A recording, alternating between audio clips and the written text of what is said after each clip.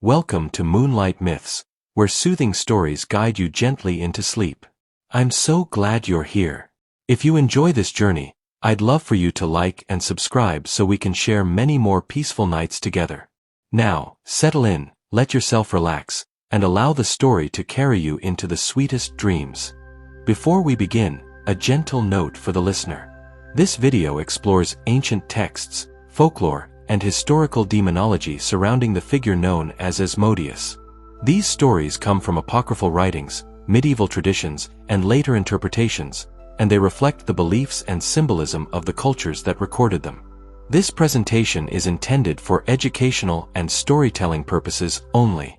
It is not meant to promote belief, fear, or spiritual practice, but to examine how myth, history, and imagination have shaped one of the most enduring figures in demon lore. As always, you're invited to listen with curiosity, discernment, and a sense of wonder as we step into the world of ancient stories. In the beginning, there was darkness, and within that darkness, names had power. Names carried meaning across mountains and deserts, across the borders of ancient kingdoms where languages mingled like rivers flowing together. And it is here, in these forgotten places between worlds, that our story begins. Long ago, before the name Asmodeus was whispered in Hebrew prayers or written in sacred texts, there existed another name, a name born in the ancient lands of Persia, where fire burned eternal in temples and priests spoke of cosmic battles between light and shadow. This name was Asmodeus. Asmodeus, let the name settle softly in your mind. It is a name of wind and fury, a name that carries with it the weight of mountains and the heat of desert storms. In the ancient Zoroastrian faith, Asmodeus was not merely a spirit, he was the very embodiment of wrath itself. Violent rage given form and purpose. A force of nature, destructive and pure, like lightning that splits the sky. The Persian priests knew him well. They spoke of him in hushed tones, this demon of fury who walked among men, who whispered in the ears of kings and warriors, who turned gentle hearts toward violence. He was one of the devas, the false gods, the spirits of chaos that stood opposed to order and righteousness. And for many centuries, Asmodeus remained in Persia, his name carried on the dry desert wind. But names, like seeds, travel far from where they first took root. The years passed, slowly and steadily. Empires rose like the sun and fell like leaves in autumn. And in the 6th century before the Common Era, something happened that would change the course of spiritual history forever. The Hebrew people, children of Abraham, were taken from their homeland. Jerusalem fell. The temple was destroyed. And the Jewish people found themselves exiled, carried away to Babylon, to Persia, to lands where strange gods were worshipped and unfamiliar demons lurked in the shadows. This exile was a time of sorrow, yes, but it was also a time of exchange, of meeting, of learning.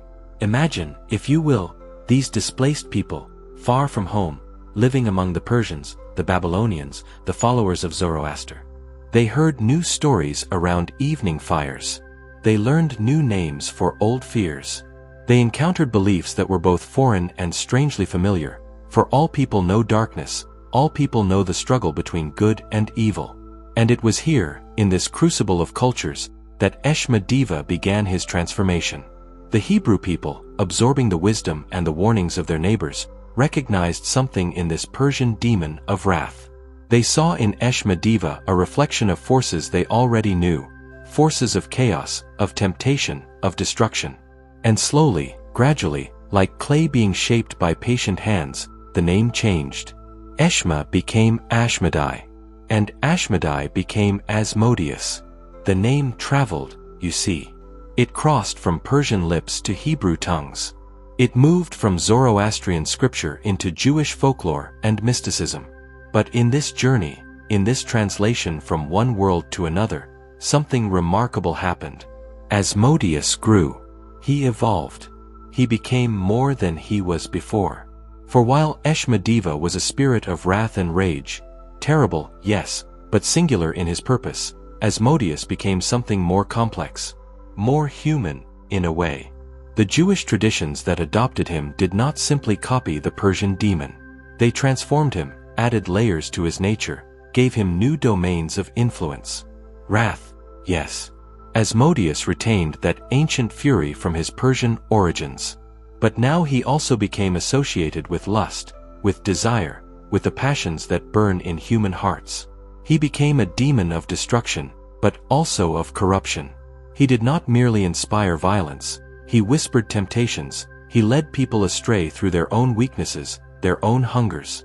From the very beginning, you see, from his first breath as Asmodeus rather than Asmodeus, he was a demon of many faces. Not simple, not easily understood, but layered and complex like the human soul itself. This is important to remember as you drift toward sleep tonight. Asmodeus did not spring fully formed from Hebrew tradition. He was not part of the earliest scriptures, not present in the Torah that Moses brought down from Sinai. He came later, carried on the winds of exile, born from the meeting of cultures, the exchange of fears and wisdom between peoples who found themselves sharing the same ancient lands. He is, in this way, a demon of the in-between places. A being who exists in the spaces where cultures touch, where languages blend, where one tradition ends and another begins. He came from outside, and in coming from outside, he brought with him new terrors and new understandings. The scholars of later ages would recognize this. They would trace his lineage back through Hebrew texts to Persian origins, would see the clear influence of Zoroastrianism on Jewish demonology. They would understand that Asmodeus is a traveler, a wanderer, a demon whose very existence speaks to the way beliefs move and change, the way fear takes on new names in new lands. And what does this tell us about the nature of Asmodeus? What does this origin reveal? It tells us that from his very beginning, Asmodeus has been a figure of transformation. He changes. He adapts. He is not bound by a single culture or a single understanding. The wrath of Asmodeus and the lust of Asmodeus are not contradictions. They are evolutions. They are the same dark river flowing through different landscapes, taking on the color of each land it passes through. It tells us that Asmodeus is ancient beyond measure, his roots reaching back to the earliest attempts of humanity to understand the forces of chaos and destruction that threaten order and peace. Before he had his current name, he existed. Before Jewish mystics wrote of him, Persian priests warned of him. He is old, old as the fear of violence, old as the struggle against rage, old as the human heart's capacity for corruption. And it tells us that from the very moment Asmodeus entered Jewish thought, he was never simple, never merely a demon of one vice or one sin. He carried wrath from his Persian past. He gained lust in his Jewish present. He embodied destruction, corruption, the twisting of good into evil, the turning of love into obsession, of righteous anger into blind rage. All of this was true of him from the beginning. All of this was woven into his very name. Let these ancient origins settle in your mind like dust after a long journey. Picture those exiled people, far from home, listening to Persian stories and recognizing in them echoes of their own understanding of good and evil. See the name changing, transforming, carrying with it the weight of two traditions, two cultures, two ways of understanding the darkness that dwells in human hearts. Asmodeus was born in this meeting of worlds. And in that birth, he became something more dangerous and more fascinating than either tradition alone could have imagined. Not just a demon of wrath, not just a spirit of lust, but both, and more. A being of complexity, of layers, of shadows upon shadows. This is where his story begins. In Persia, in exile, in the space between cultures where new names are born and old fears take on new forms. From these ancient origins, from this meeting of Zoroastrian demon and Jewish mysticism, Asmodeus emerged into the world. And the world has been telling his story ever since, adding to it, expanding it, but never quite forgetting where it all began. In the fury of Asmodeus and the transformation that came with exile and exchange. Know this, he is ancient, he is transformed, and from his very first moment bearing his name, he has been a demon of many faces, many powers, many darknesses. And his story, like all the best stories, begins far away and long ago, in lands where the wind still whispers old names that carry the weight of wrath, of lust, of corruption, of all the shadows that have haunted humanity since the beginning of time. Names have power. Origins matter. And even demons have histories worth understanding. Now we turn to the first time Asmodeus truly stepped from the shadows into story. Not as a vague force or distant spirit, but as a character, a presence in a human tale of love and sorrow, of hope and tragedy. This story is found in the Book of Tobit, an ancient text treasured in some traditions, questioned in others, but unforgettable in its portrayal of this demon and the lives he touched. It is a story, above all, about a young woman named Sarah. Sarah lived in the city of Ecbatana, in the land of Media. She was beautiful, they say, and kind. She came from a good family, a family of standing and honor. By all accounts, she should have lived a blessed life, full of the ordinary joys that come to young women, marriage, children, a home filled with warmth and laughter. But Sarah's life was not blessed. Sarah's life was cursed. For there was a demon who desired her. His name was Asmodeus. Let that settle for a moment. A demon who desired a mortal woman. Not merely tempted her, not simply whispered corruptions in her ear, but desired her with a jealous, possessive fury that would not be denied. This is how Asmodeus appears in the Book of Tobit, not as an abstract evil, but as a being consumed by obsession, by want, by a need to possess what he could never truly have. And because of this desire, Sarah's life became a nightmare. 7 times, Sarah was given in marriage. 7 times, a man stood beside her and spoke vows of love and commitment. 7 times, she must have hoped that this time would be different, that this marriage would be the one that brought her happiness. 7 times, Asmodeus took that hope away. On each wedding night, before the marriage could be consummated, before husband and wife could truly become one, Asmodeus struck. He killed the groom. One after another, 7 men fell dead on what should have been the most joyous night of their lives. 7 families mourned. 7 futures crumbled into dust. And Sarah was left with the weight of their deaths, the whispers of her neighbors, the unbearable burden of knowing that anyone who loved her, anyone who tried to marry her, was doomed. Imagine the darkness of that existence. The isolation, the fear, not just for herself, but for anyone who might come near her. Sarah became untouchable not by her own choice, but by the jealous rage of a demon who refused to let her belong to anyone else. This is Asmodeus as the Book of Tobit reveals him. Not merely a demon of lust in the abstract, but a being capable of violent, destructive jealousy. A creature who would rather see the object of his desire remain forever alone than watch her find happiness with another. The text tells us that Asmodeus was an evil spirit, a demon who haunted Sarah and made her life unbearable. In some ancient traditions, the scribes who copied and preserved this story gave him an even more terrible title. They called him the King of Demons. The King of Demons. Not simply a demon among many, but a ruler, a sovereign of the dark realms, a being of such power and malevolence that he commanded others of his kind. And yet this king, with all his might and authority, was consumed by an obsession with one mortal woman. There is something almost tragic in that. This powerful being, reduced to jealous watching, to murdering those who came too close to what he desired but could never possess. For you see, Asmodeus could kill Sarah's husbands, but he could not make her love him. He could prevent the marriages from being consummated, but he could not force her to choose him willingly.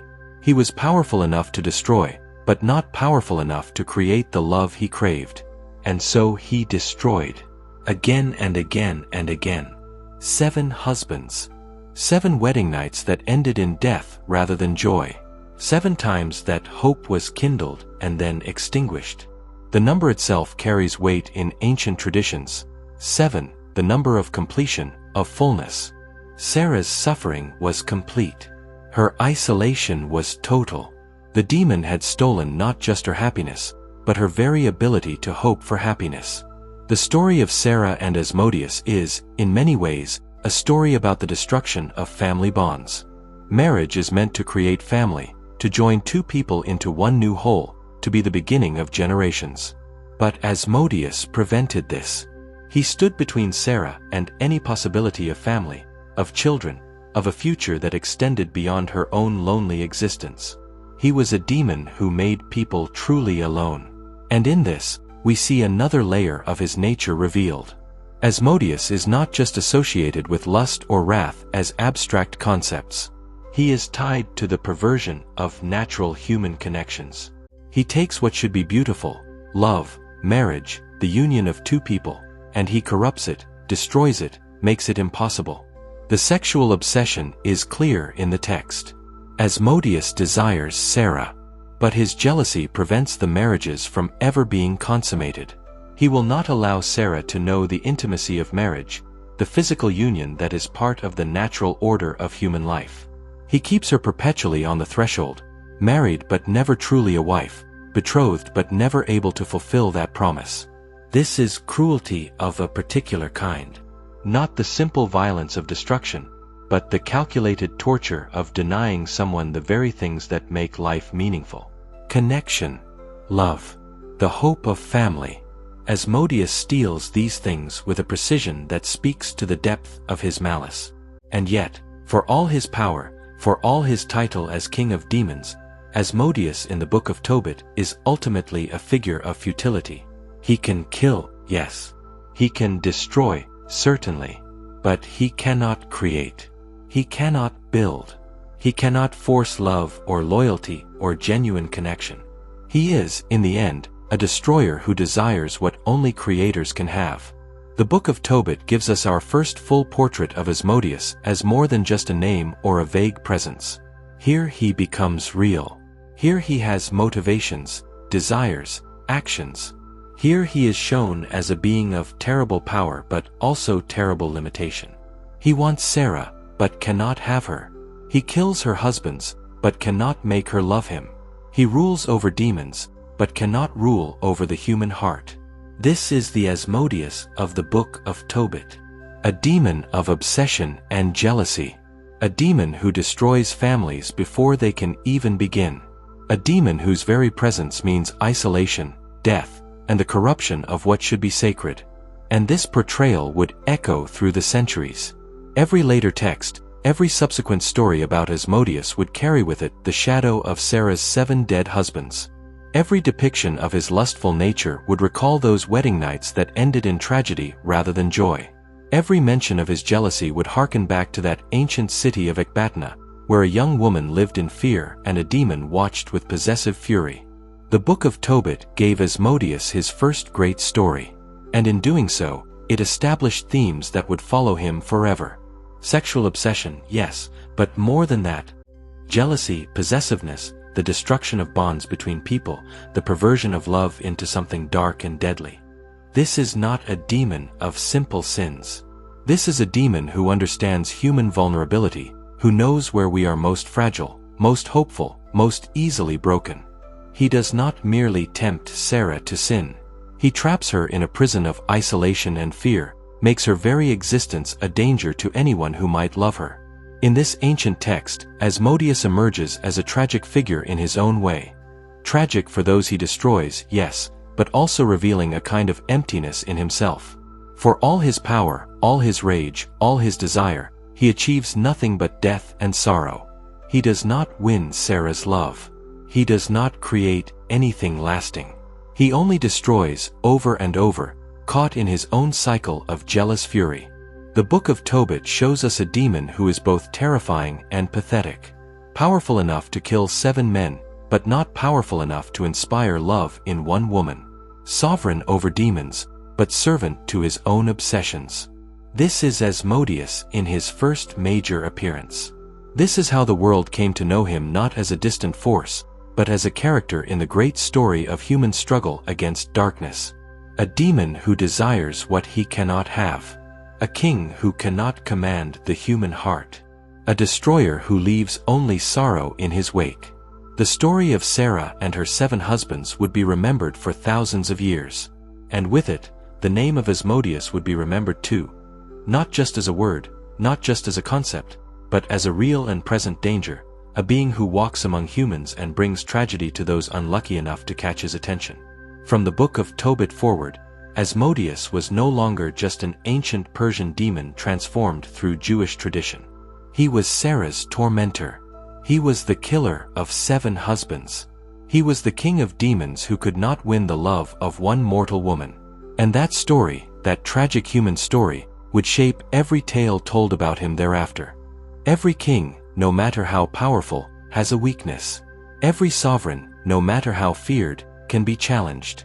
And so it was with Asmodeus, the king of demons, the destroyer of Sarah's 7 husbands, the being who seemed unstoppable in his jealous fury. But he could be stopped. And he was. The story continues in the book of Tobit, where tragedy gives way to hope, where darkness meets light, and where a demon king learns that his power has limits after all. Into Sarah's story came a young man named Tobias. He was the son of Tobit, a righteous man who had fallen on difficult times.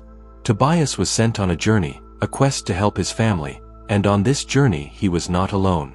With him traveled a companion, a guide who seemed to be simply a fellow traveler, a helpful stranger on the road. But this companion was no ordinary man. His name was Raphael, and he was an angel of the Lord, though Tobias did not know this yet. Raphael walked beside the young man in disguise, protecting him, guiding him, preparing him for what was to come. For Raphael knew that Tobias's path would lead him to Sarah. And Raphael knew about Asmodeus. The journey took them to a river, and at that river, a strange thing happened. A fish leaped from the water, large and threatening, and Raphael instructed Tobias to catch it. The young man did as he was told, pulling the creature onto the shore, and then Raphael gave him unusual instructions. "Take the heart and the liver of this fish," Raphael said. "Keep them with you. They will be useful." Some traditions say it was the gall of the fish as well. The exact organ varied in the telling, but the meaning remained the same. Parts of this fish, when burned, would produce smoke that held power. Power against demons. Power against Asmodeus himself. Tobias took the organs and preserved them, not fully understanding why, but trusting in his companion's wisdom. And the journey continued, step by step, mile by mile, until at last they came to Ecbatana, to the house where Sarah lived with her grief and her impossible burden. Raphael told Tobias about Sarah. He told him of her beauty, her kindness, and yes, he told him about the demon. About the 7 husbands who had died.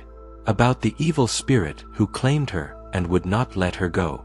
And Tobias, being young and perhaps more brave than wise, decided he would marry Sarah anyway. Imagine that courage. 7 men had tried before him. 7 men had died on their wedding nights. The pattern was clear, the danger undeniable. And yet Tobias chose to try, to hope, to believe that somehow things could be different.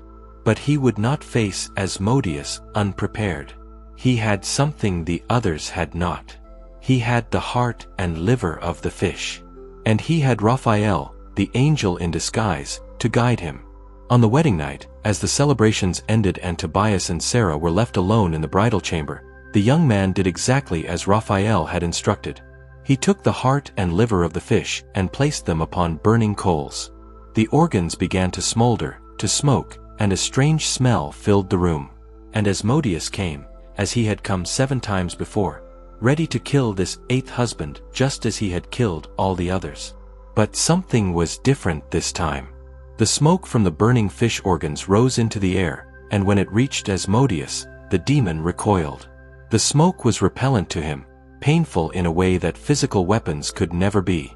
It drove him back, forced him away, gave him no choice but to flee. The ancient texts tell us that Asmodeus fled to the remotest parts of Egypt. Some say he was driven to the upper regions of that distant land, far from Ecbatana, far from Sarah, far from the young couple he had sought to destroy.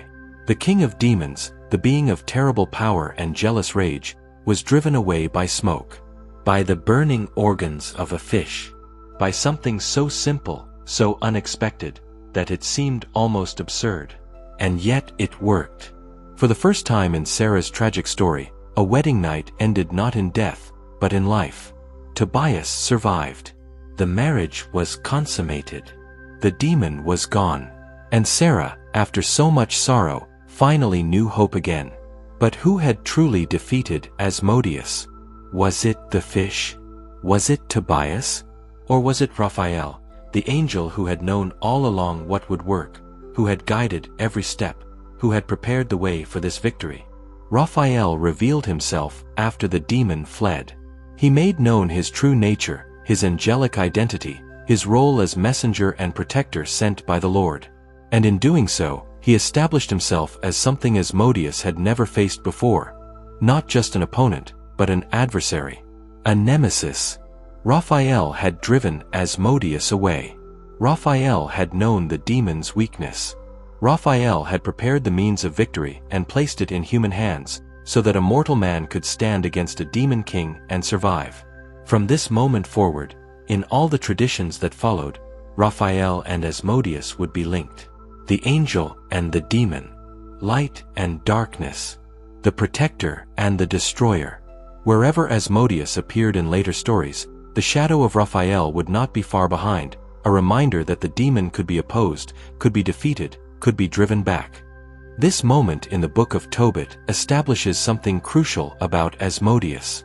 For all his power, for all his title as king of demons, he is not unstoppable. He can be defeated. He has weaknesses. He can be driven away. The smoke of burning fish organs seems like such a strange weakness for a being of his magnitude. Not a holy sword, not a divine word of power, not a direct confrontation with heavenly might, but smoke.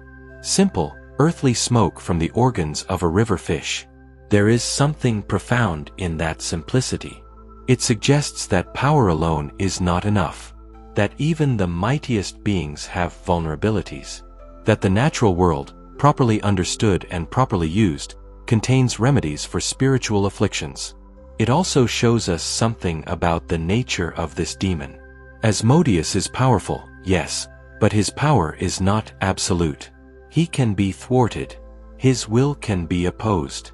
His desires can be denied. He fled when confronted with something that repelled him, something he could not overcome through force or fury. The great king of demons, driven away by smoke. It is almost humbling, in a way. It reveals the limits of his sovereignty, the boundaries of his dominion. And it gives hope. For if Asmodeus can be defeated once, he can be defeated again. If one young man, guided by an angel and armed with fish organs, can stand against this demon and survive, then Asmodeus is not the ultimate power he might seem to be. This theme would echo through all the stories that came after. Asmodeus is powerful, but not unstoppable.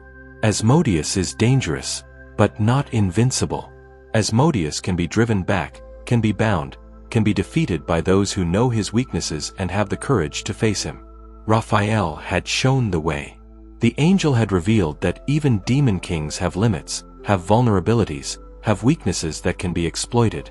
And in doing so, Raphael became the primary adversary of Asmodeus, the being most associated with opposing him, the light that stood against his particular darkness.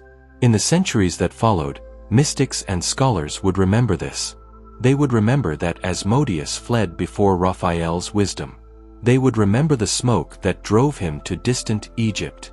They would remember that for all his rage and jealousy and destructive power, this demon could be forced to retreat. The defeat in the book of Tobit was not complete annihilation. Asmodeus was not destroyed, not cast into an eternal prison, not unmade. He fled.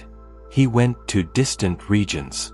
He survived, somewhere far away, perhaps nursing his wounds, perhaps seething with rage at being driven from his obsession. But he was defeated nonetheless. Sarah was free. Tobias lived. The cycle of death was broken. And the demon who had seemed all-powerful, who had killed 7 men with apparent ease, proved to have limits after all. This is the lesson of Asmodeus's defeat. Power is not the same as invincibility. Fear is not the same as inevitability. Even the mightiest adversaries can be overcome by those who understand their nature and have the tools to oppose them. The fish heart and liver, the smoke, the angel's guidance. These were the tools that worked against Asmodeus. Simple things, perhaps, but effective. Earthly things, yes, but powerful when used with wisdom and courage. And Raphael stands forever in the story as the one who knew, the one who understood, the one who could face the king of demons and drive him away, not through violence, not through matching power with power, but through knowledge, through wisdom, through understanding the specific vulnerability of this specific demon. This is what the angel revealed. That Asmodeus, for all his titles and terrors, could be driven away. That his reign of jealous fury over Sarah could be ended. That his power had boundaries and his will could be thwarted. The king of demons had been defeated. Not destroyed, but driven back. Not eliminated, but forced to flee. And in his fleeing, a great truth was revealed to all who would remember this story. Asmodeus is powerful, but not unstoppable. He is dangerous, but not invincible. He can be defeated, and there is an angel who knows how. From the intimate tragedy of Sarah's story, from the bridal chamber where death lurked and love prevailed, the tale of Asmodeus now moves to grander stages. To palaces, to temples, to the court of the wisest king who ever lived. His name was Solomon, son of David, ruler of Israel in its golden age. And his encounter with Asmodeus would become one of the most famous demon-king confrontations in all of Jewish legend. The Testament of Solomon is an ancient text, a curious document that blends magic and mysticism, wisdom and wonder. In it, we find Solomon portrayed not just as a wise judge or wealthy king, but as a master of spirits, a commander of demons, a mortal who could bind the powers of darkness and force them to serve divine purposes. And among all the demons Solomon encountered, none was more significant than Asmodeus. The story tells us that Solomon was building the temple, the great house of the Lord that would stand in Jerusalem and be the glory of his reign. It was to be magnificent beyond measure, a structure of stone and cedar, of gold and precious things, a place where heaven and earth would meet. But building such a temple required labor, required skill, required resources beyond what mortal men alone could provide. And so Solomon, in his wisdom and his audacity, turned to powers beyond the mortal realm. He summoned demons and bound them to his service, forcing them to use their supernatural strength to aid in the construction of God's house. Among those summoned was Asmodeus, the king of demons. Imagine that moment. The great King Solomon, bearer of divine wisdom, wielder of a magical ring given to him by heaven itself, and Asmodeus, the demon who had terrorized Sarah, who had killed 7 men, who had fled from Raphael's smoke. 2 kings meeting. One of earth, one of the darker realms. One building a temple to God, one representing everything opposed to such holiness. Solomon did not merely summon Asmodeus. He interrogated him. He questioned this king of demons, demanding to know his nature, his powers, his weaknesses. And Asmodeus, bound by Solomon's authority, compelled by the power of the ring, had no choice but to answer. The demon spoke of many things, but among his revelations were confirmations of what the older stories had already shown. He admitted that he was hindered by the angel Raphael. The name of his great adversary passed from the demon's own lips, an acknowledgement of defeat, a recognition that the angel stood as a barrier to his will. And he spoke of the fish. Those fish from the rivers of Assyria, whose organs when burned produced smoke that drove him away. The very weakness that had defeated him in Sarah's bridal chamber, Asmodeus now confirmed before Solomon. It was not just one instance, not just one specific fish, but a whole category of creatures from particular waters that held power over him. How strange that must have sounded. How unexpected. The king of demons, admitting to being thwarted by fish. By an angel, yes, that made a certain sense. But fish? And yet there it was, spoken by Asmodeus himself, a confirmation of the peculiar vulnerability revealed in the book of Tobit. Solomon listened to these admissions, stored them away in his vast reservoir of wisdom, and then put the demon to work. Asmodeus, for all his royal title, for all his power and pride, was forced to labor on the temple. The destroyer was made to build. The corrupter was compelled to serve holy purposes. The demon king became, for a time, nothing more than a worker under Solomon's command. One can only imagine the humiliation. Asmodeus, who had ruled over other demons, now taking orders from a mortal. Asmodeus, who had obsessed over Sarah and killed to possess her, now forced to shape stones for a temple dedicated to the god he opposed. The irony was profound, the reversal complete. But this was not the end of the story between Solomon and Asmodeus. In later Jewish legends, the tale grew darker, more complex, more unsettling. These legends tell us that Asmodeus did not remain bound forever. They tell us that somehow, through cunning or through opportunity, the demon managed to steal Solomon's ring. That very ring that gave the king his power over spirits, that marked him as one who commanded demons and angels alike. Without the ring, Solomon was just a man. Wise, yes, but mortal and vulnerable. And with the ring, Asmodeus became something he had never been before. A demon wearing the appearance of the king of Israel. The legends say that Asmodeus took Solomon's form, his face, his voice, his very identity. He sat upon Solomon's throne. He ruled in Solomon's palace. He commanded Solomon's servants and soldiers. For a time, the demon became the king, and the king became a wanderer, a beggar, a man without power or position. Think of that transformation.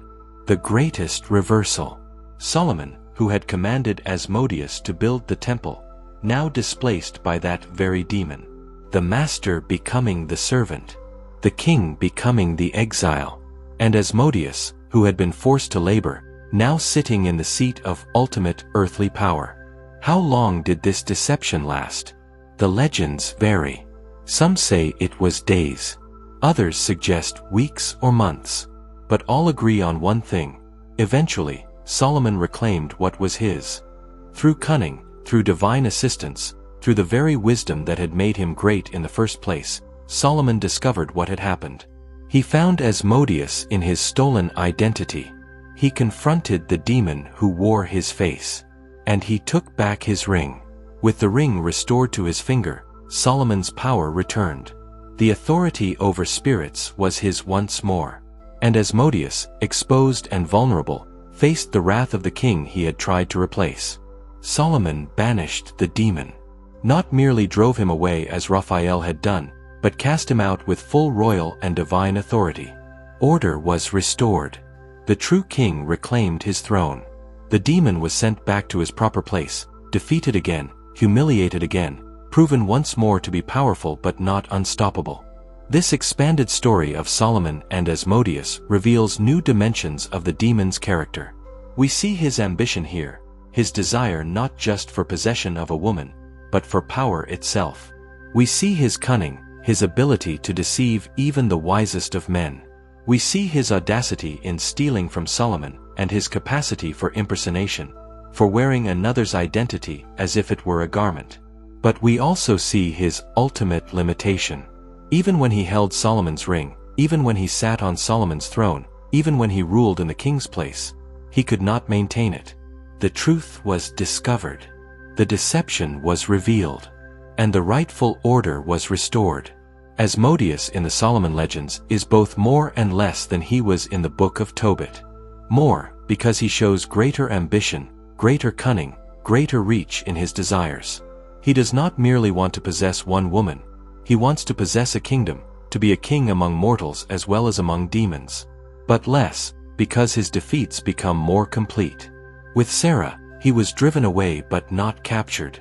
With Solomon, he was summoned, interrogated, forced to labor, then later exposed, defeated, and banished.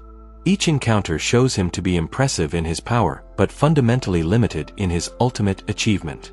The interrogation scene in the Testament of Solomon is particularly revealing.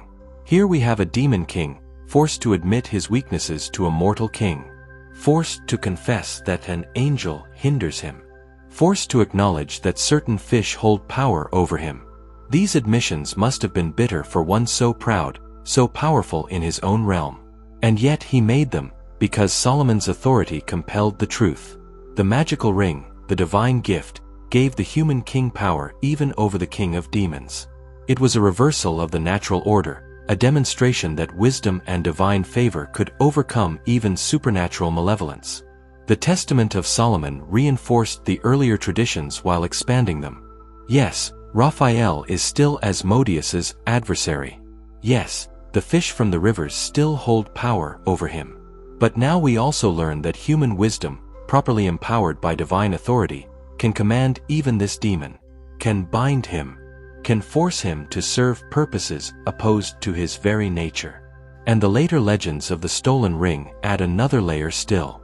They show that Asmodeus never stops seeking power, never stops trying to overcome his defeats, never stops reaching for more than he can ultimately hold. He is ambitious beyond his station, clever beyond his wisdom, powerful beyond his ultimate capacity to maintain that power. Solomon built his temple with demon labor, including the labor of Asmodeus himself. The king of demons helped construct the house of God. Could there be a greater irony? Could there be a clearer demonstration of how divine purpose can turn even evil to good ends? And when Asmodeus later tried to steal Solomon's identity, tried to become the king he had been forced to serve, he learned once again that his power has limits. He can impersonate, but not truly become. He can steal, but not truly possess. He can deceive for a time, but not forever. Solomon reclaimed his ring. Solomon restored order.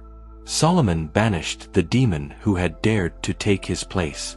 And in doing so, the wisest king who ever lived added his own chapter to the ongoing story of Asmodeus, the demon who is powerful but never quite powerful enough, who reaches for more than he can hold, who is defeated again and again despite his royal title and supernatural might. From Sarah's bridal chamber to Solomon's throne room, Asmodeus had traveled far. From a demon of jealous obsession to a spirit of ambitious deception. From a killer of husbands to an impersonator of kings. But in all these stories, in all these encounters, the pattern remained the same. Asmodeus is formidable, yes. Dangerous, certainly. Powerful beyond mortal measure. But not unstoppable.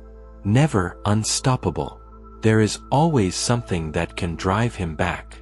An angel's wisdom. A fish's smoke. A king's ring. A divine authority that he cannot overcome, no matter how hard he tries. Time moves forward, carrying stories with it. Centuries pass, and with each century, understanding deepens, systems develop, and chaos is given order. Even the chaos of hell itself. As we move from ancient texts into the medieval world and beyond, into the age of demonologists and grimoires, of scholars who catalogued darkness with the same care others catalogued stars, we see Asmodeus transformed once more.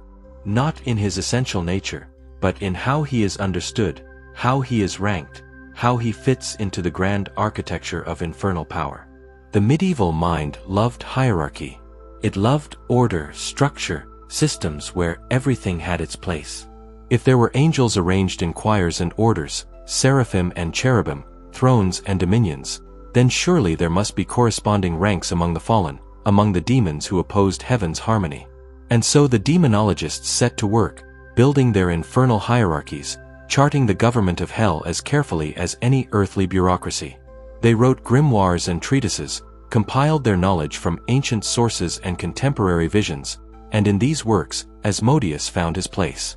Not merely a demon, not simply a troublesome spirit, but a ruler, a commander, a prince of hell itself. The medieval demonologists, men like Johann Weyer and other scholars of the occult, listed Asmodeus among the highest ranks of the infernal kingdom. Some called him a king, others named him a prince, but all agreed on one thing: he was among the most powerful beings in hell, second only to the greatest of the fallen, second only to Lucifer himself. Let that settle for a moment. Asmodeus, who had been driven away by the smoke of fish organs, who had been forced to labor on Solomon's temple, who had been banished again and again. This same Asmodeus was now understood to be one of the supreme powers of darkness, a ruler of vast domains, a commander of countless legions. The grimoires tell us that Asmodeus commanded 72 legions of demons. 72. Each legion a multitude, an army of spirits under his authority. Each one sworn to his service, bound to his will, ready to do his bidding. Imagine such a force. 72 legions of demons, all following the commands of their king. Not a solitary spirit haunting one woman or troubling one king, but a vast hierarchical power with resources beyond counting, with reach extending into every corner of the mortal world. This was Asmodeus as the medieval world understood him. Not diminished by his defeats, but elevated in recognition of his fundamental nature.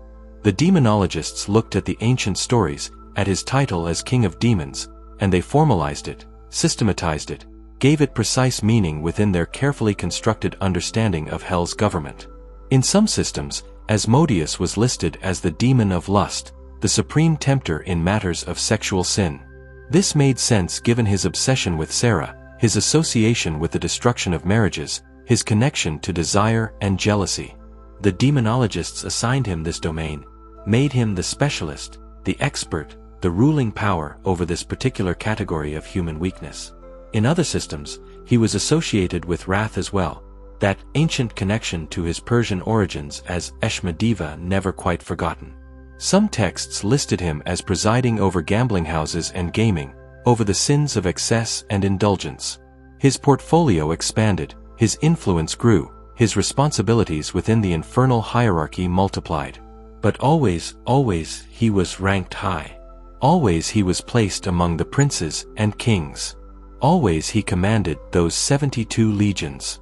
Yet here is something crucial to understand about these medieval hierarchies. When the demonologists called Asmodeus the king of demons, they did not mean he was supreme over all. That title, that absolute authority, belonged to Lucifer alone. The morning star, the first of the fallen, the prince of darkness who stood above all other infernal powers. Asmodeus was a king, yes, but a subordinate king. A prince, but not the prince. A ruler of great authority, but not the ultimate authority. He held his rank within the system, within the hierarchy, but he was not at its peak. Think of it as an earthly kingdom might be structured. A great emperor might have kings serving under him, ruling provinces and territories with genuine authority but still subordinate to the imperial throne. So it was in these medieval conceptions of hell. Lucifer was the emperor of darkness, and under him served kings and princes like Asmodeus, powerful in their own right but never quite equal to the fallen morning star.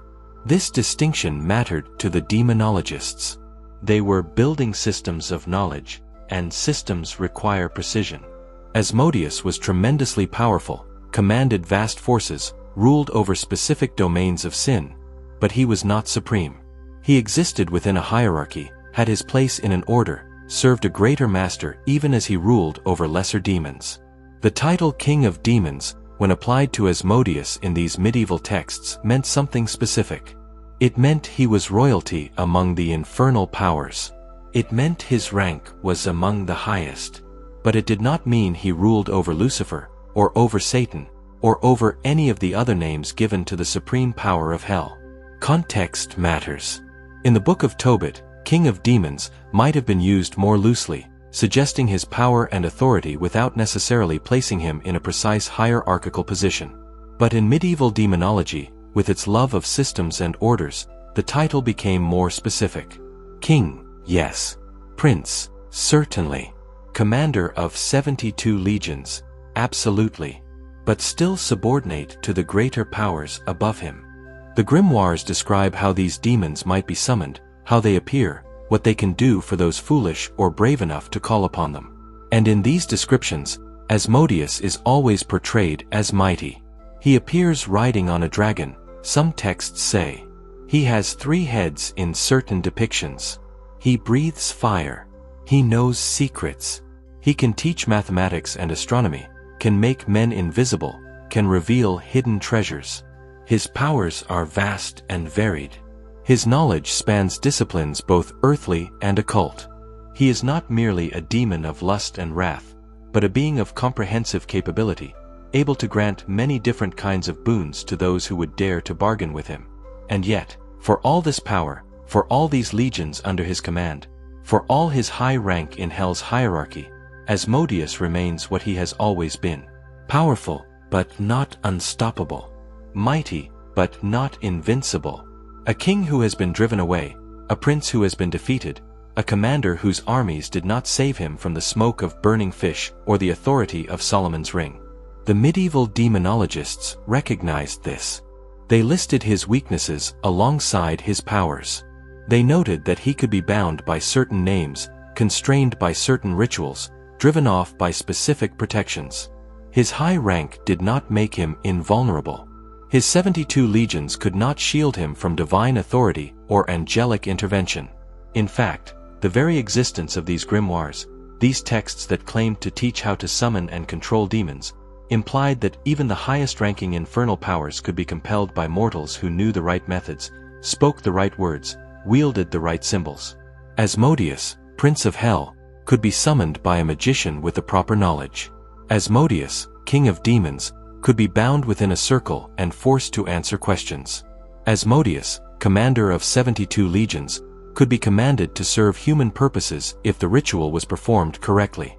This speaks to a certain medieval confidence, perhaps even arrogance. The belief that knowledge was power, that understanding the structures and hierarchies of hell meant one could navigate them, even manipulate them. The demonologists were not content to simply fear the infernal powers. They sought to catalog them, rank them, understand them, and yes, even control them. And so Asmodeus found himself listed in grimoire after grimoire, his rank carefully noted, his powers enumerated, his appearance described, his weaknesses recorded. He was no longer a character in ancient stories, but an entry in encyclopedias of darkness, a subject of scholarly study, a being whose nature was analyzed and systematized. From Persian demon to Jewish legend to medieval hierarchy, Asmodeus had traveled through centuries of transformation. Each age added to his story, each tradition contributed to his understanding. The wrath of Eshmedeva, the jealous obsession in Tobit, the ambitious cunning with Solomon, and now the princely rank in demonological systems. All of it was true of him. All of it was part of who and what Asmodeus was understood to be. A demon of many faces, many powers, many stories, but always holding high rank, always commanding respect even from those who opposed him. The medieval period crystallized this understanding. It gave Asmodeus his place in the grand structure of hell. It assigned him his legions, defined his territories, specified his powers. It made official what the earlier stories had suggested, that this was no minor demon, no petty spirit, but one of the great infernal powers. King, Prince, Commander of 72 legions. These titles meant something. They conveyed authority, power, reach. They spoke of a being who had risen to the highest ranks of darkness, who stood just below the supreme power of hell itself. And yet, even with all this rank, all this authority, all these legions under his command, Asmodeus remained what he had always been. A demon who could be defeated. A power that could be opposed. A king who, for all his might, had been driven away again and again by those who knew his weaknesses and had the courage or wisdom to exploit them. The medieval demonologists understood this paradox. Great power does not mean absolute power. High rank does not mean invulnerability. Even a prince of hell, even a commander of 72 legions, even a king of demons, can be bound, can be banished, can be defeated. The hierarchy was real. The rank was genuine. The power was vast. But limits remained. Weaknesses persisted. Vulnerabilities endured. Asmodeus had risen high in the infernal ranks, but he had not risen beyond the possibility of defeat. Every ruler has a domain. Every prince governs territories. And in the carefully ordered world of medieval demonology, every demon was assigned specific realms of influence, particular sins over which they held dominion and through which they worked their corruption in the world. For Asmodeus, these domains were many, but all connected by common threads of excess, of desire, of the human hunger for pleasure turned dark and destructive. The Christian demonologists, building upon the ancient stories of Sarah and Solomon, looked at Asmodeus and saw clearly what he represented. They saw his obsessive desire for a woman he could not have. They saw how he destroyed marriages before they could be consummated. They saw the sexual jealousy that drove him to murder 7 husbands rather than allow Sarah to know love with another. And from these observations, they drew a conclusion that would define Asmodeus for centuries to come. He was, above all else, the demon of lust, the supreme tempter in matters of carnal desire, the prince of sexual sin. This became his primary association, his defining characteristic in Christian demonological systems. When theologians and scholars mapped the deadly sins onto specific demons, when they assigned each great vice to a particular infernal power, Asmodeus received one of the most fundamental and most powerful of human weaknesses: lust, luxuria, lechery. Peter Binsfeld, a German bishop and demonologist of the 16th century, formalized this association in his writings. He created a system matching each of the 7 deadly sins to a demon who specialized in that particular vice. And to the sin of lechery, to luxuria, he assigned Asmodeus. Not merely any demon of lust, but the demon, the preeminent power in this domain. The tempter who understood carnal desire better than any other infernal being, who could exploit it more cunningly, who could corrupt through it more completely. This made sense given everything the ancient texts had revealed. Asmodeus's obsession with Sarah was fundamentally lustful. His prevention of the marriage's consummation was an act of sexual jealousy. His entire presence in that story revolved around carnal desire twisted into possessive destruction. And so the Church Fathers and demonologists saw in Asmodeus the perfect embodiment of lust as a spiritual danger. Not the natural desire that exists between husband and wife, not the healthy expression of human sexuality within its proper bounds, but the excess, the obsession, the corruption of desire into something that destroys rather than creates.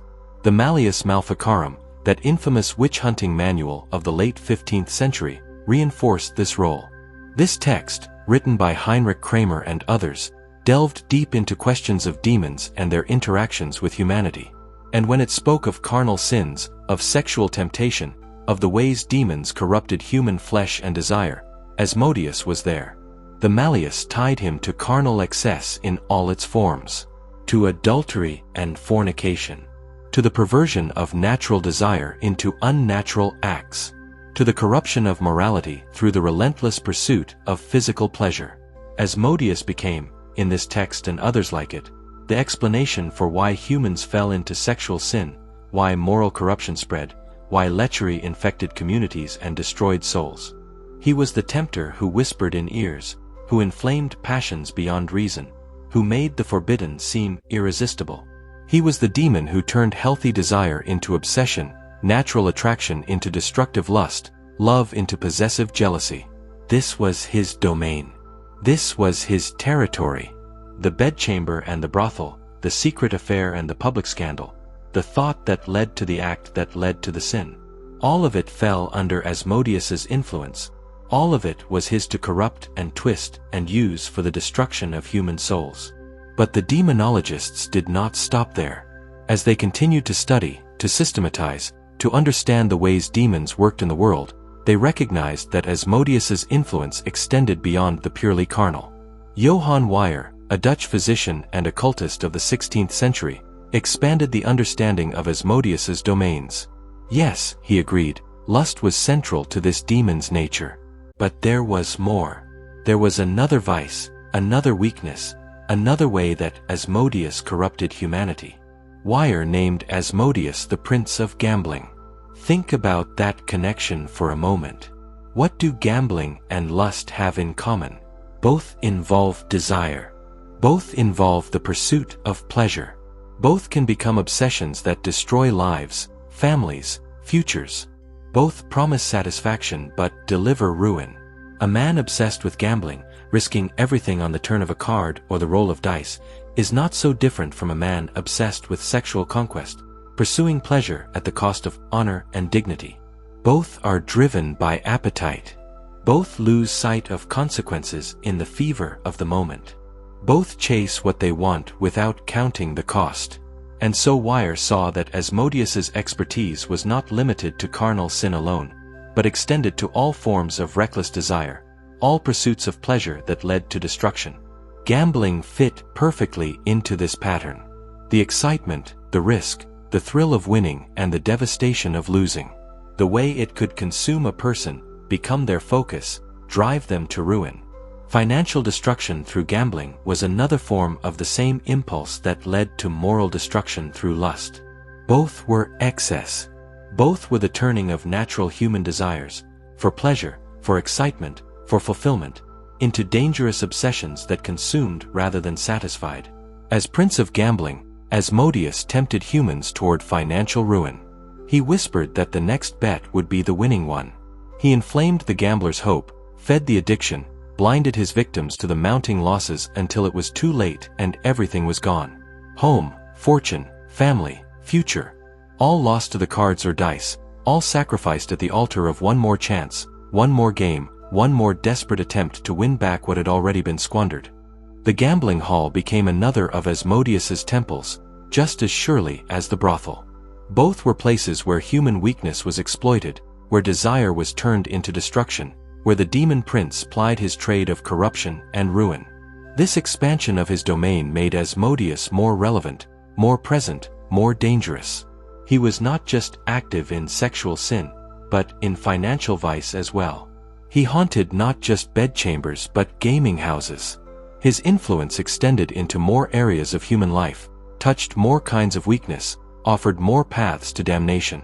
The demonologists were painting a portrait of a demon whose understanding of human nature was comprehensive and whose methods were varied. Asmodeus knew that people could be corrupted through their bodies and through their wallets, through their lusts and through their greed for easy wealth.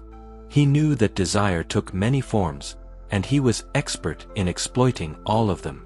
Lust and gambling, sexual excess and financial ruin, carnal corruption and reckless risk.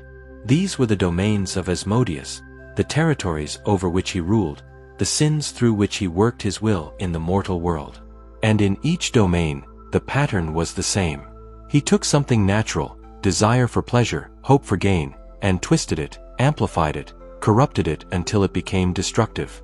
He took what might have been innocent or even good in moderation and pushed it to excess, to obsession, to ruin. This was his genius as a tempter. He did not offer obviously evil things. He offered pleasure, excitement, satisfaction, wealth. He offered what people already wanted, already desired, already sought. He simply removed the restraints, encouraged the excess, made the dangerous seem safe and the foolish seem wise. The man who lusted did not think he was serving a demon. He thought he was pursuing pleasure, following his desires, taking what he wanted. The gambler did not see Asmodeus behind the cards. He saw only the possibility of winning, the thrill of the game, the hope of the next hand.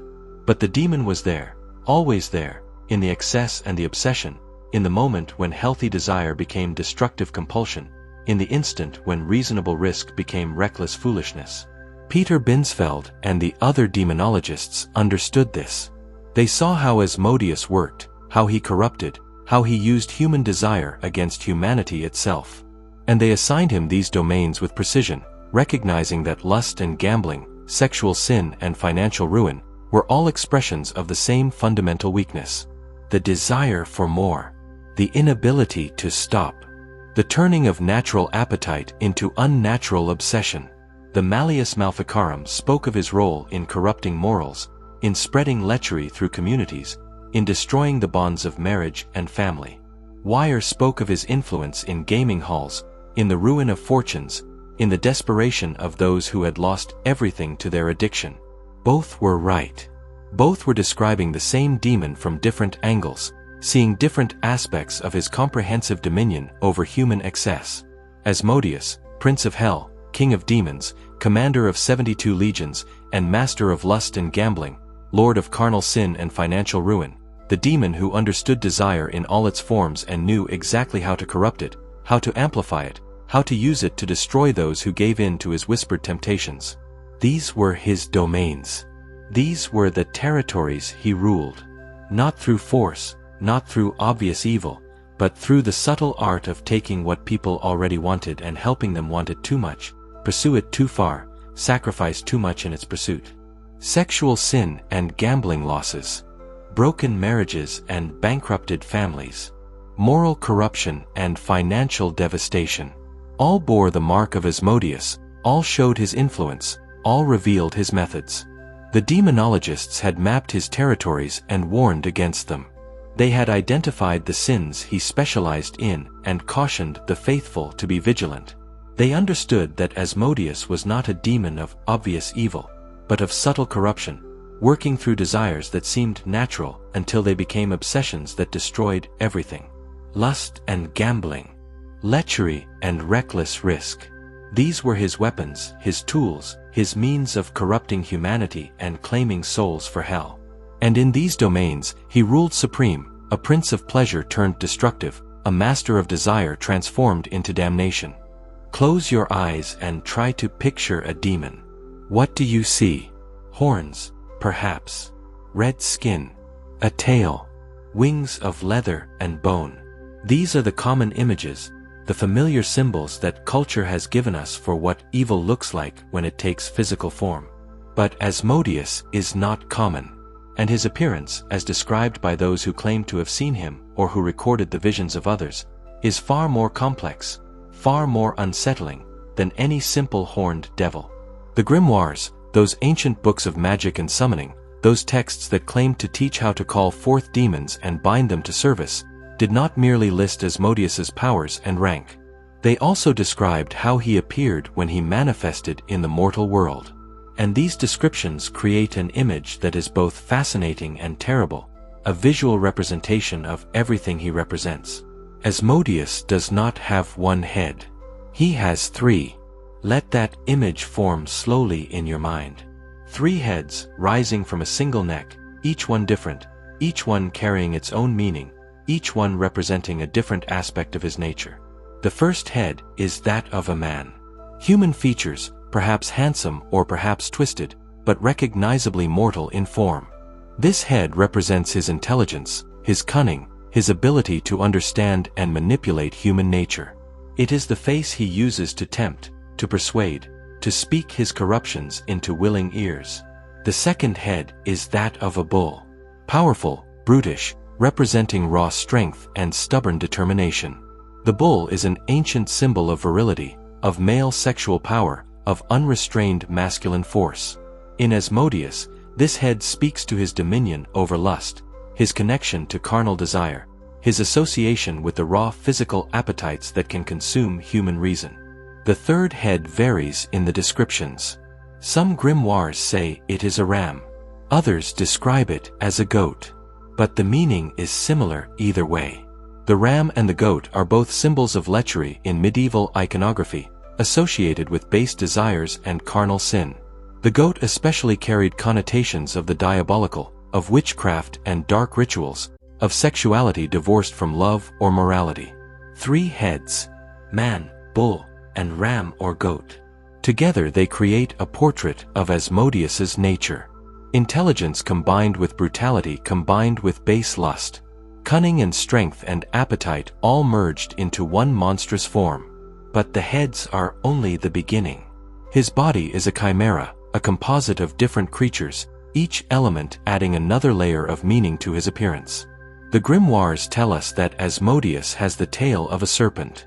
Long and sinuous, scaled and dangerous, it recalls the serpent in Eden, the original tempter, the creature that brought sin into the world through whispered promises and subtle deception. The serpent's tail marks Asmodeus as a tempter in that same ancient tradition. It connects him to the fall of humanity, to the corruption of innocence, to the twisted cunning that can make evil seem good and damnation seem like salvation. And his legs, or at least one of his legs, is described as belonging to a rooster, a rooster. This detail might seem strange at first, almost comical, but in the symbolic language of medieval demonology, nothing was included without purpose. The rooster's leg speaks to pride, to aggressive masculinity, to the strutting dominance of the barnyard king.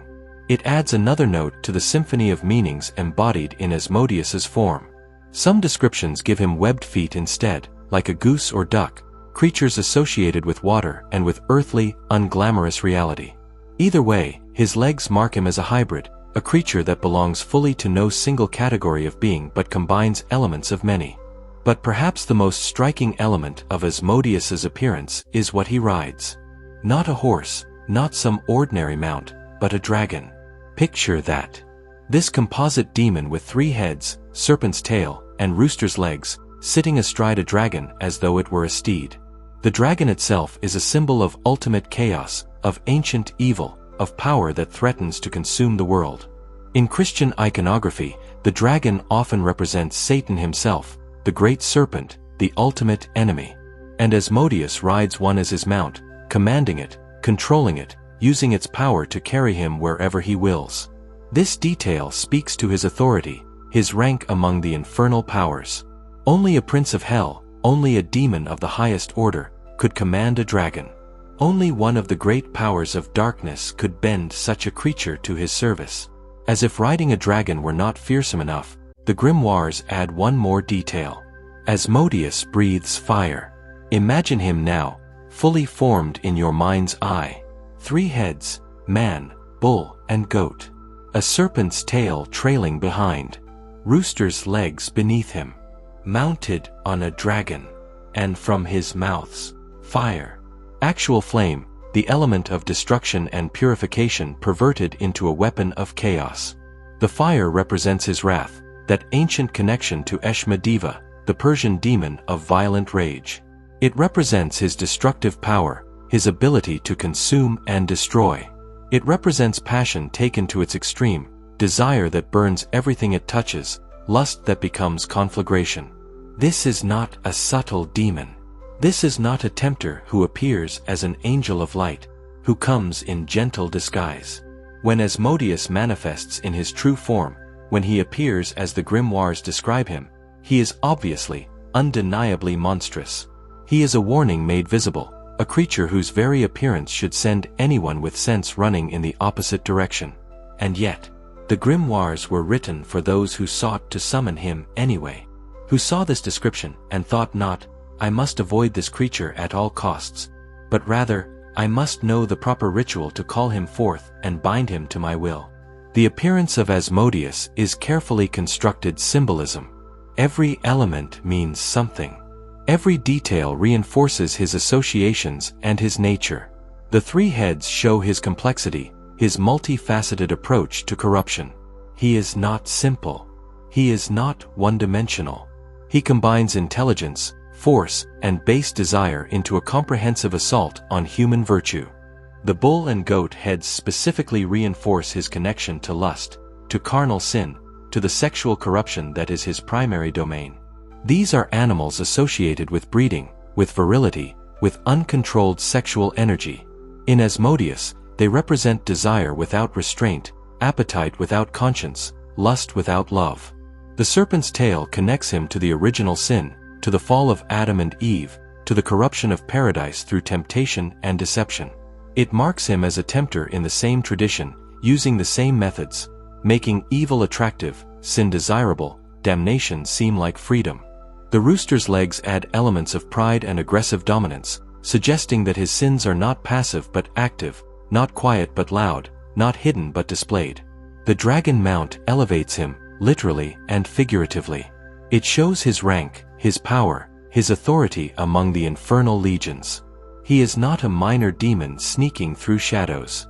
He is a prince, a commander, a power that rides the ultimate symbol of chaos as though it were a trained horse.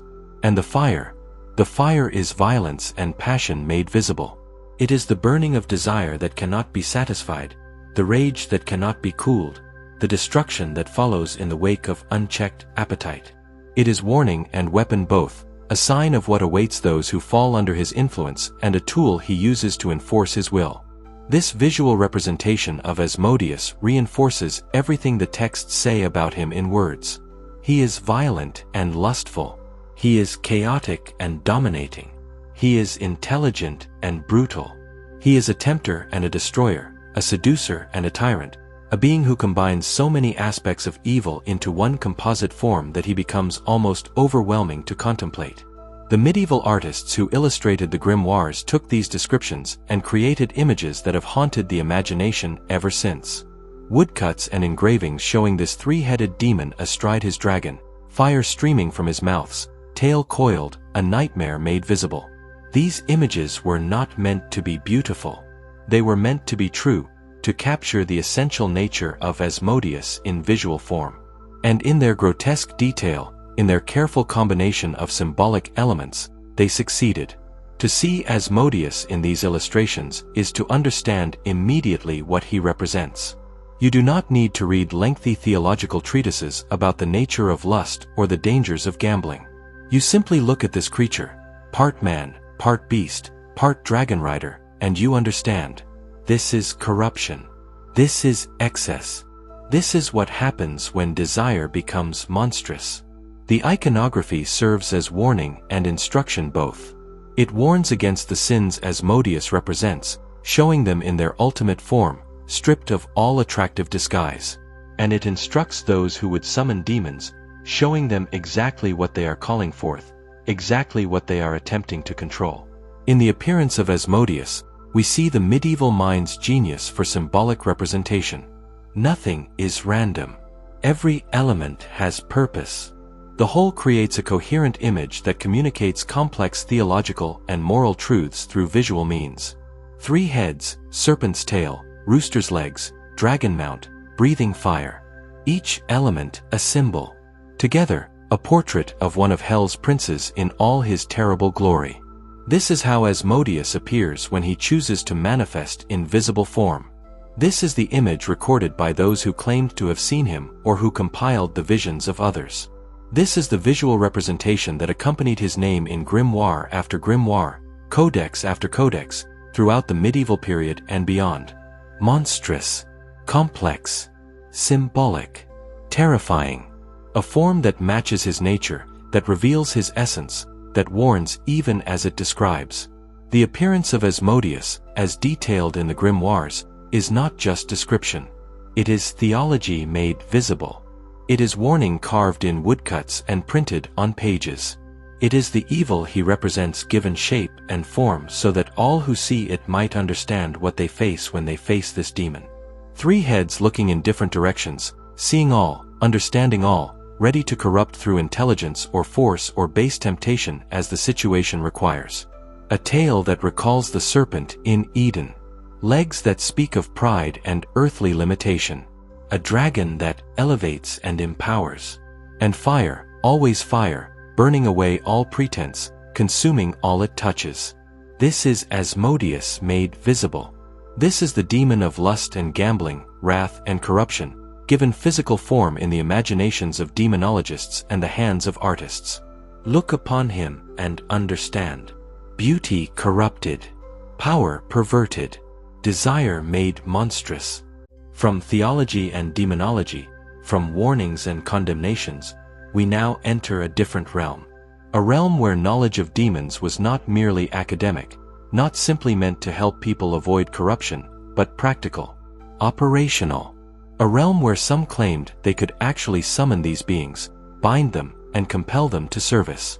This is the world of the grimoires, of ritual magic, of the occult practices that the church condemned but that persisted nonetheless in secret chambers and hidden studies, passed from master to apprentice in whispered instruction and carefully copied texts.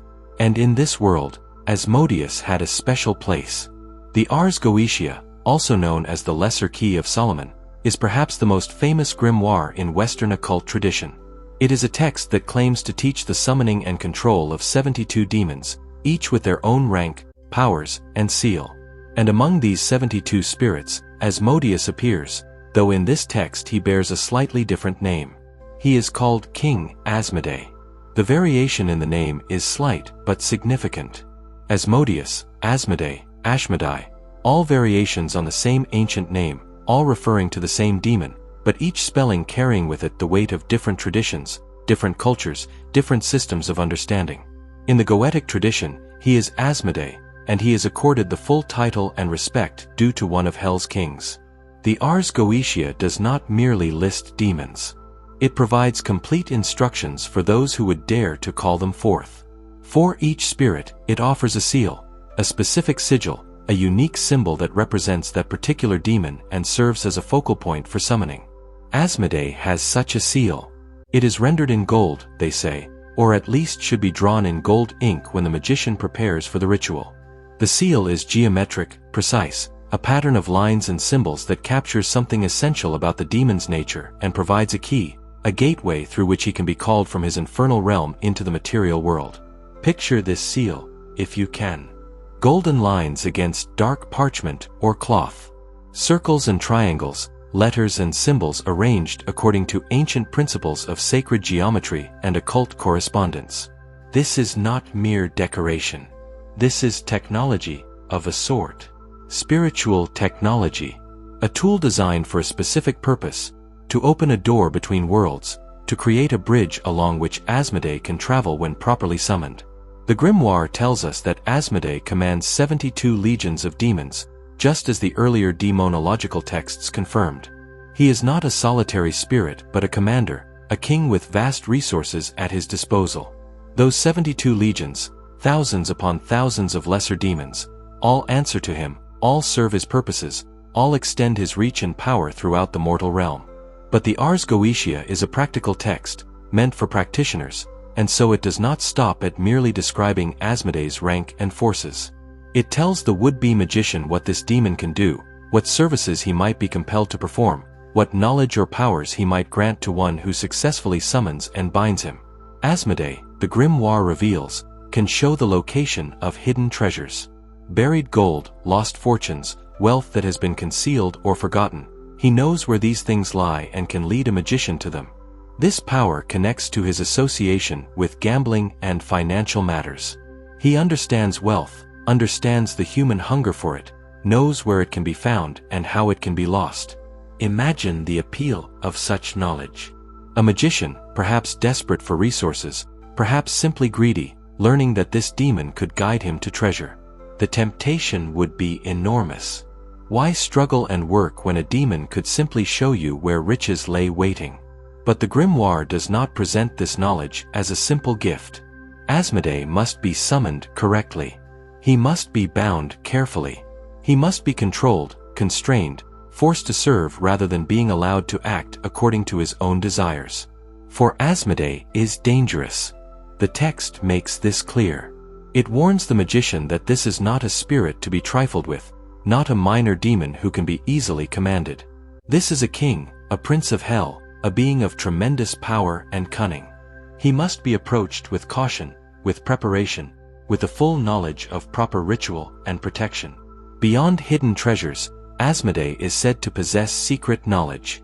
He can reveal mysteries, answer questions about things concealed, provide understanding of matters that are hidden from ordinary human perception.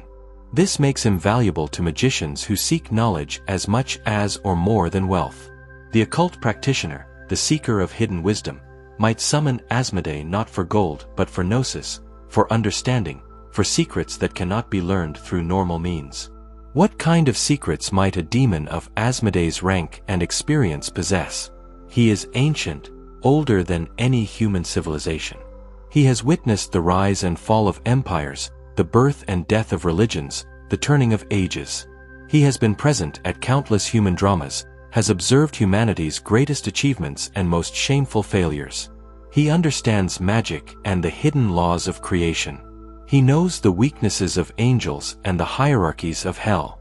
All of this knowledge potentially becomes available to the magician who successfully summons and binds Asmodee.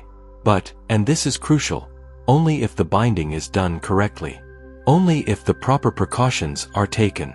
Only if the magician understands the enormous risk involved in calling forth such a being. The Ars Goetia provides detailed instructions for how this should be done. The magician must prepare himself through fasting and prayer, must purify himself spiritually and physically. He must create a protective circle, a sacred space that the demon cannot cross uninvited. He must have the proper tools, a wand or sword blessed for the purpose, incense of specific types, robes of particular colors, a triangle of evocation where the demon will be constrained to appear. And he must have the seal. Asmodee's golden seal, properly drawn according to the specifications in the grimoire. This seal serves as both invitation and constraint. It calls the demon forth but also defines the terms of his appearance, establishes the magician's authority, creates the framework within which the summoning occurs. The ritual itself would be elaborate, careful, precise.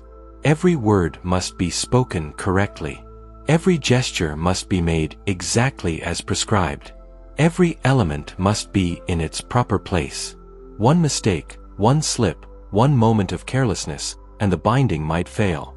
And if the binding fails while Asmodee is present, the grimoire does not detail what would happen then, but the implication is clear. A powerful, cunning, dangerous demon, partially summoned but not fully controlled, would be free to act according to his own nature. And his nature, as we have seen throughout his long story, is not benevolent. This is the gamble at the heart of goetic practice. The magician seeks power, knowledge, wealth, things that Asmodee can provide. But to obtain them, the magician must successfully summon and control a being who is more powerful, more intelligent, more experienced than any mortal. The magician must rely on the precision of the ritual, the authority granted by ancient names and symbols, the protection offered by sacred geometry and divine invocations. It is a dangerous business, this summoning of demon kings. The Ars Goetia does not hide this fact. It warns repeatedly that these spirits are not to be trusted, that they will deceive if given opportunity, that they seek always to corrupt and destroy those who call upon them. And yet, the grimoire exists. The rituals are recorded. The seals are drawn and preserved. Because despite the warnings, despite the danger, there have always been those who believed they could master these spirits, who thought their knowledge was sufficient, their will strong enough, their precautions adequate. Some of them, the tradition claims, succeeded. They summoned Asmodee and other demons, bound them within the protective circles, compelled them to answer questions and provide services, and then banished them back to their infernal realms unharmed and unenriched by the encounter. These successful magicians gained wealth or knowledge or power, and they added their own notes and observations to the grimoires, refining the techniques, sharing what they had learned. But others, surely, failed. The grimoires hint at this in their warnings, in their insistence on precise preparation and careful execution. Failed summonings, imperfect bindings, moments when the demon proved stronger or more cunning than the magician expected. The tradition does not dwell on these failures, but they must have occurred. The warnings would not be so emphatic otherwise. Asmodee in the Goetic tradition is both opportunity and threat. He is a source of hidden knowledge and buried treasure, yes. But he is also a king of hell, a demon of lust and wrath and corruption, a being whose very nature is opposed to human flourishing and divine order. To summon him is to play with fire, quite literally, given his association with flames and dragons. The golden seal serves as a reminder of what is at stake. Gold represents value, wealth, the precious and desirable. But gold can also burn in fire, can be melted and destroyed. The golden seal of Asmodee offers access to treasure and knowledge, but it also opens a door to danger and potential destruction. This is the paradox of the Goetic tradition. It treats demons as tools, as servants that can be compelled to aid mortal purposes. But these tools are conscious, willful, malevolent. They serve only when forced. They help only when constrained. And they wait, always, for the moment when constraint fails and they can act according to their true nature. Asmodee, commanding his 72 legions, possessing his vast knowledge and power, represented in his golden seal, described in precise detail in the Ars Goetia. He is the ultimate high-risk, high-reward proposition for the ceremonial magician. Summon him successfully and he might make you wealthy beyond measure, might reveal secrets that transform your understanding of reality. But fail in the summoning, err in the binding, and you face a demon king in all his terrible power, with nothing to protect you but your own wit and will. The Goetic tradition placed enormous faith in the power of ritual, in the efficacy of seals and circles and sacred names. It believed that knowledge of the proper procedures gave mortals authority even over the princes of hell. It taught that Asmodee, for all his power, could be commanded by one who knew the right words, drew the right symbols, took the right precautions. But it never forgot that he was dangerous, never pretended he was safe, never suggested that summoning him was anything but a serious, risky undertaking that demanded the utmost care and preparation. King Asmodee of the Ars Goetia, keeper of hidden treasures and secret knowledge, commander of 72 legions, represented by a golden seal, summonable through specific ritual, bindable through proper technique, powerful, cunning, dangerous, a demon who might grant your deepest desires, or destroy you in the attempt. The Goetic tradition offered a path to power through commerce with demons. But it never promised that path was safe, only that it was possible, for those brave or foolish enough to try. In any kingdom, there must be a hierarchy. In any government, there must be ranks and orders, with some ruling and others serving, some commanding and others obeying. And so it is in the medieval conception of hell, that vast infernal empire where fallen angels and demons dwell in their terrible order. We have spoken of Asmodeus as a king, as a prince, as one of the highest powers of darkness. But this raises a question that has puzzled scholars and theologians for centuries. If Asmodeus is a king, then who is the emperor? If he is a prince, then who is the sovereign? If he commands 72 legions, then to whom does he himself answer? The answer, in most traditions, is Lucifer. Lucifer, the morning star, the brightest of angels before the fall, the being whose pride led him to rebel against heaven, whose fall brought with him a third of the angelic host, whose existence defines the very concept of evil as conscious rebellion against divine order. In the carefully structured hierarchies of medieval demonology, Lucifer stands supreme. He is the emperor of hell, the absolute ruler, the prince of darkness to whom all other infernal powers owe allegiance. He is not merely a king among kings, but the King of Kings, the ultimate authority in the realm of fallen spirits. And Asmodeus, for all his power and rank, serves beneath him. This relationship is important to understand. When Asmodeus is called King of Demons, it does not mean he stands above Lucifer. It does not mean he is the supreme power of hell or the ultimate adversary of heaven. It means he holds royal rank within the infernal hierarchy, that he is among the highest of the fallen powers, that he rules over specific domains and commands vast legions. But he is not the emperor. That title, that absolute authority, belongs to Lucifer alone. Think of it as an earthly empire might be structured. The emperor rules from the capital, supreme over all. But beneath him are kings, ruling their own territories, commanding their own armies, wielding genuine power within their domains. These kings are not mere servants or minor officials. They are royalty, with authority and influence of their own.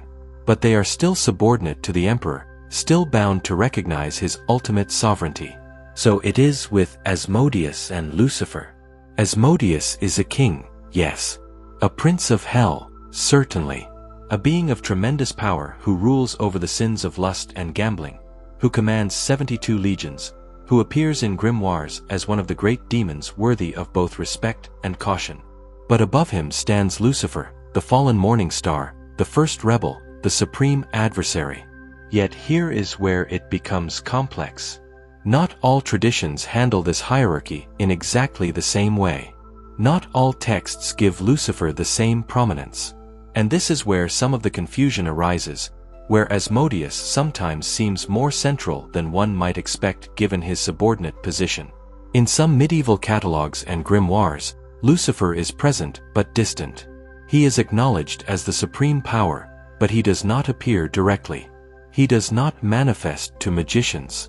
He does not involve himself in the detailed work of tempting individual humans or responding to summoning rituals. He is the emperor, yes, but an emperor who rules from afar, who delegates the actual work to his subordinate kings and princes. In these systems, Asmodeus becomes more prominent simply because he is more active, more involved, more present in the narratives that matter to practitioners and scholars. If you are writing a grimoire about demons that can be summoned, you include Asmodeus because he will respond to proper ritual. You might acknowledge Lucifer's supreme rank, but you focus on the demons who actually interact with the mortal world in practical ways. Other traditions go further, merging Lucifer with Satan, treating them as the same being under different names. In these systems, the supreme power of hell is called Satan, and Lucifer is either a title for Satan or a separate being who has been absorbed into Satan's identity.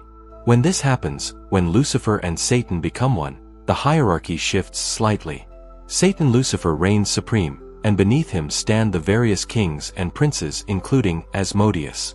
But regardless of how the supreme power is named or conceived, the principle remains the same. Asmodeus is subordinate. He is high-ranking, powerful, important, but not supreme, not ultimate, not the final authority in hell's government. It's also crucial to understand that Asmodeus is not the only king. Medieval demonological catalogues list multiple demons with royal titles. There is Belial, called a king in some traditions. There is Paimon, granted royal rank. There is Baal, often listed as the first king in the Ars Goetia.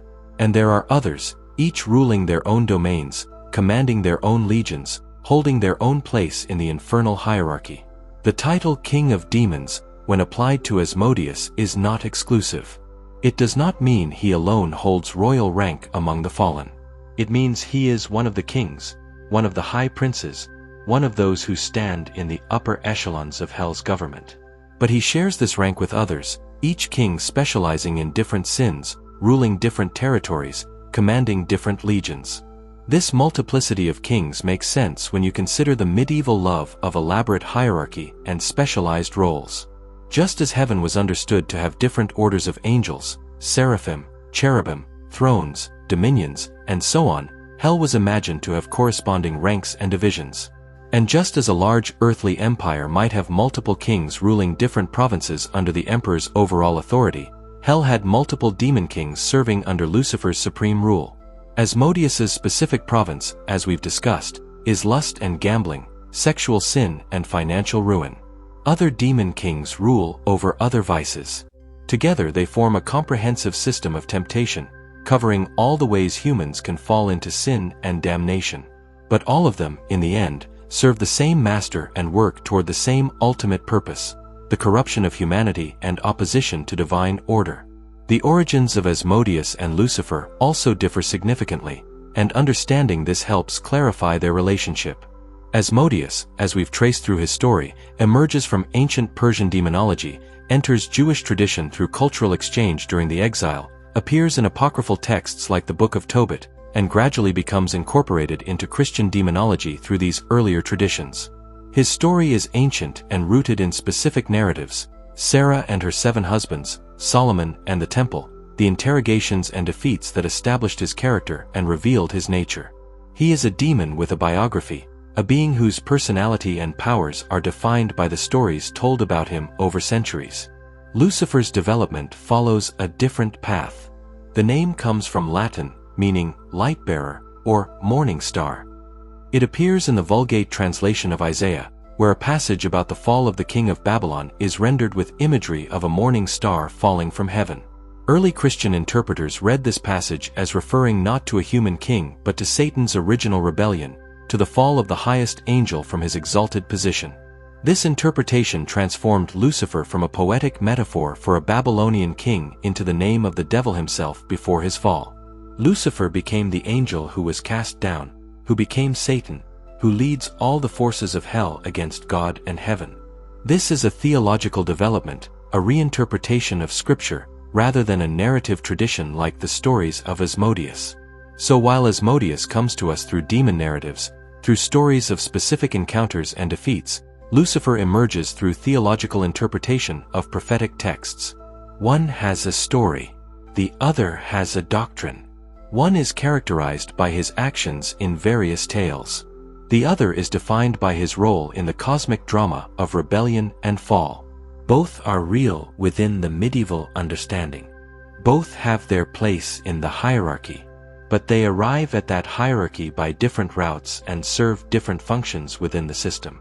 Lucifer is the supreme rebel, the original adversary, the being whose fall defines the very existence of hell as a realm and evil as a force. He is conceptually necessary to the Christian understanding of spiritual warfare. Without Lucifer's fall, without Satan's rebellion, the whole structure of temptation and redemption, of cosmic conflict between good and evil, collapses. Asmodeus is more specific, more practical, more concerned with particular sins than with cosmic rebellion. He is the demon you might actually encounter or be tempted by. He is the power behind specific vices, the tempter in specific situations. He is, in a sense, more human scale than Lucifer, more concerned with individual corruption than with challenging divine sovereignty.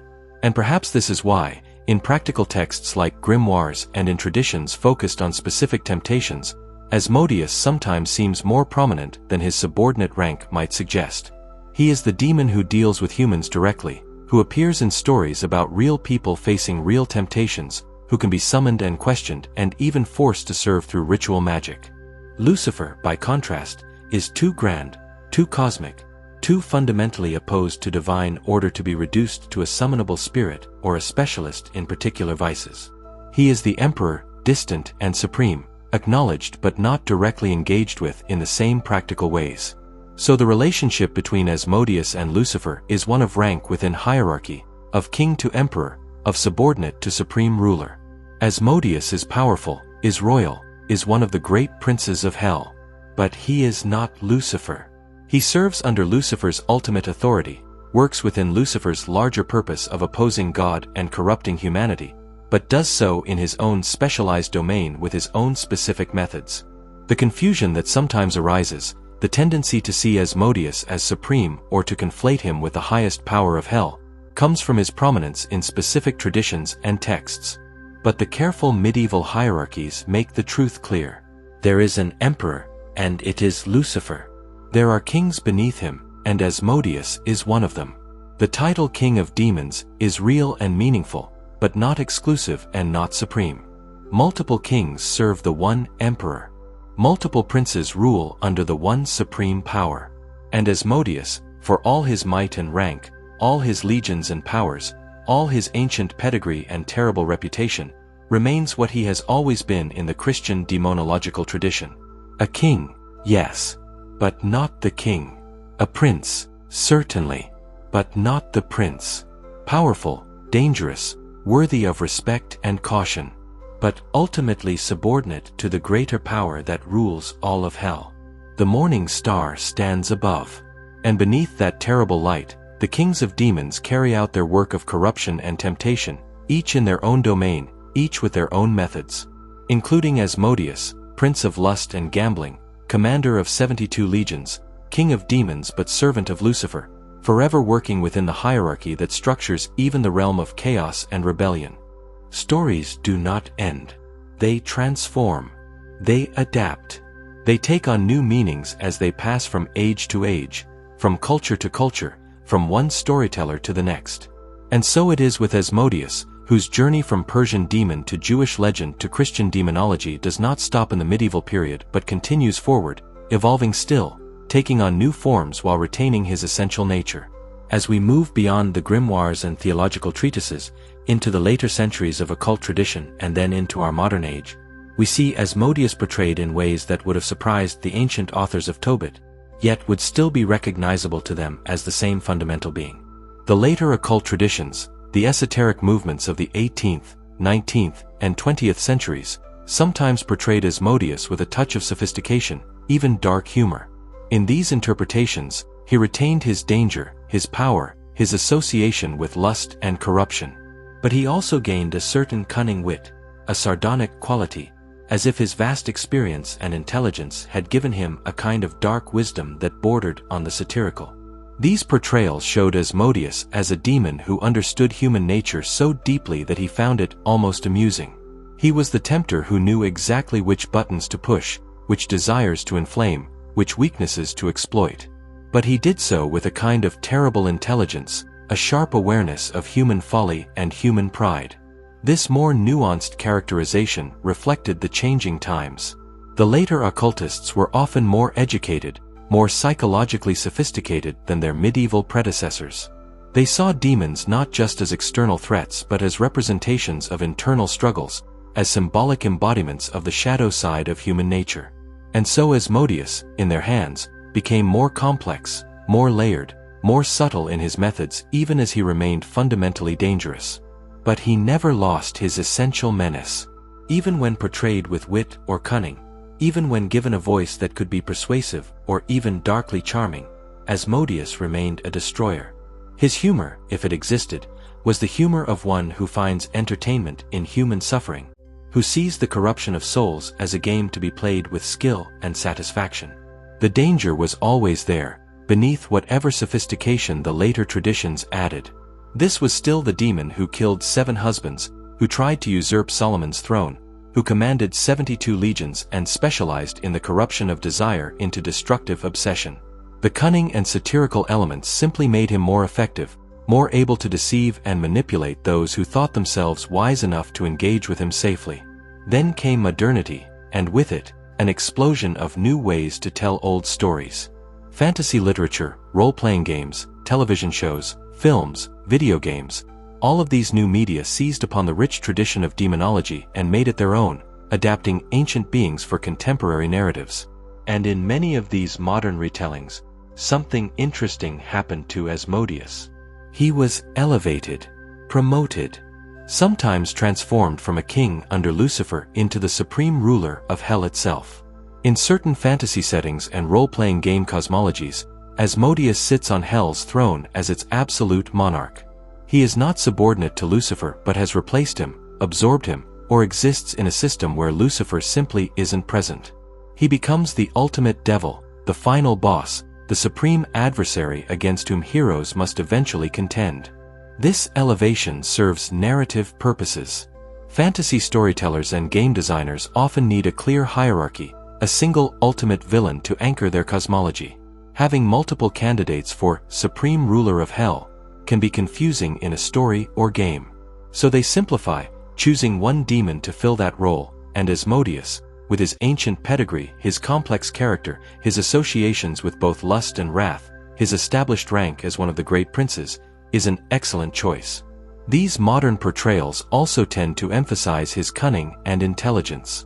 The Asmodeus of fantasy games is often depicted as the ultimate schemer, the being who thinks in terms of eons rather than years, who manipulates entire civilizations as pieces on a cosmic chessboard, who sees further and plans more deeply than any other being save perhaps the gods themselves.